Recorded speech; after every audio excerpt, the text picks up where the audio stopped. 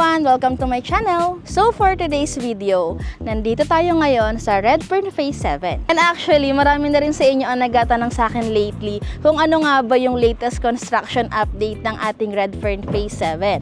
Kaya naisip ko, instead na puro pictures or videos lang, yung ipapakita ko sa inyo, pupuntahan natin mismo yung actual site para makita nyo yung latest construction update and progress ng area. Kaya let's go, samahan niyo ako kung ano nga ba yung meron ngayon sa Redfern 7.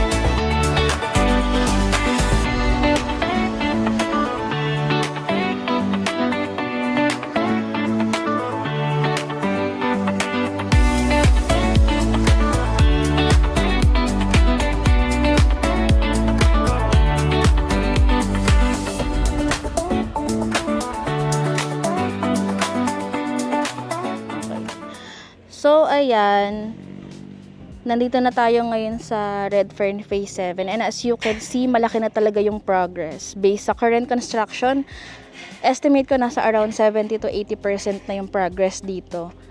Makikita nyo na yung mga bahay dito sa harapan natin.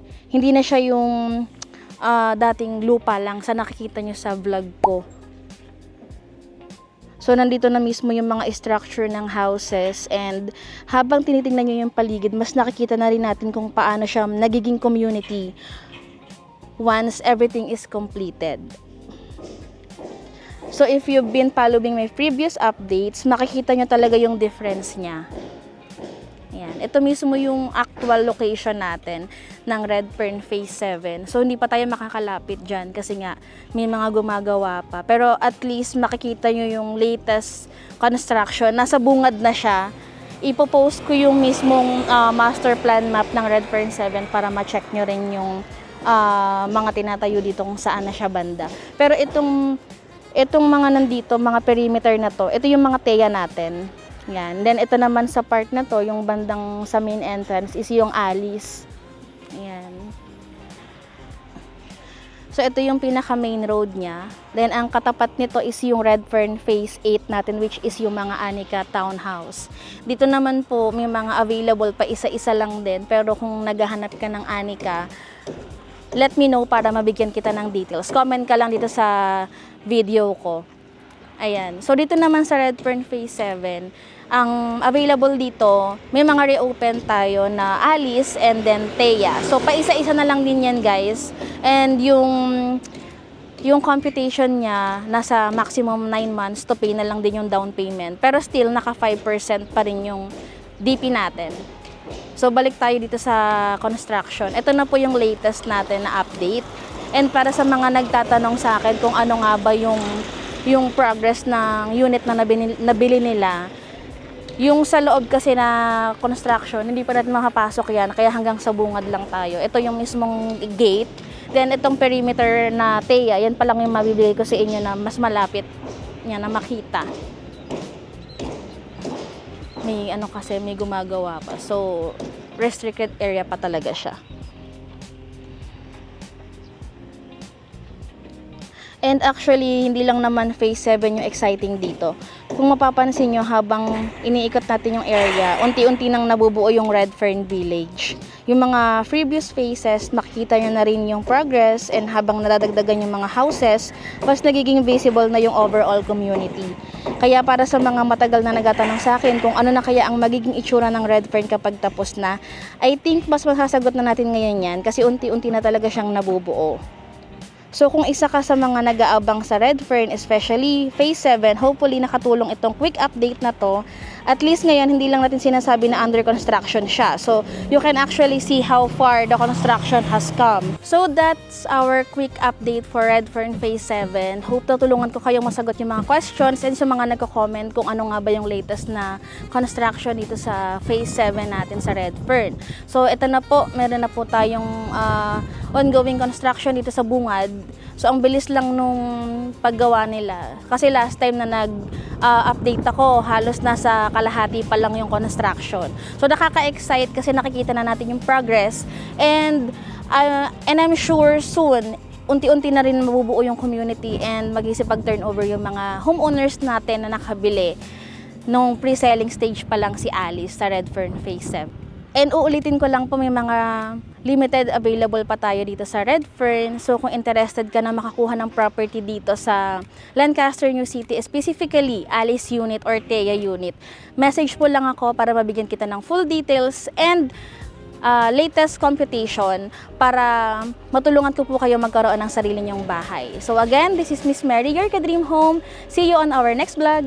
Bye!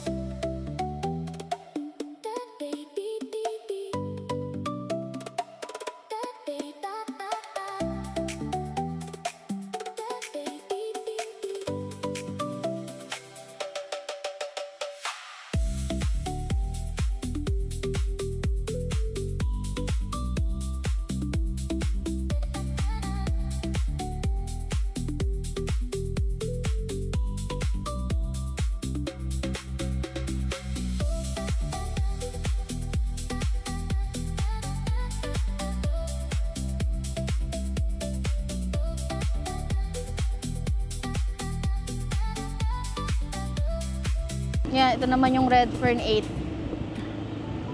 And then, sa construction natin sa ating Thea, ito naman yung mga perimeters natin. So, main road din yan, guys. Dumadaan dito yung bus ng PITX. Yan, ongoing construction. Yan, pabalik na tayo ngayon. So, nabuo na rin yung mga perimeter natin na Thea. Unti-unti na yan, nagiging mabilis yung construction. So, ito naman yung Redfern 5. Yan yung mga dati na inaabangan natin. Ito, yung mga napanood nyo sa vlog ko. Yan yung suki ako dito kasi maraming inspection ito yung mga buyer ko eh. Fully constructed na lahat yan. So, dito may mga paisa-isa na available. Kung interested kayo, sabihan nyo lang ako sa comment. I-send ko sa inyo yung available.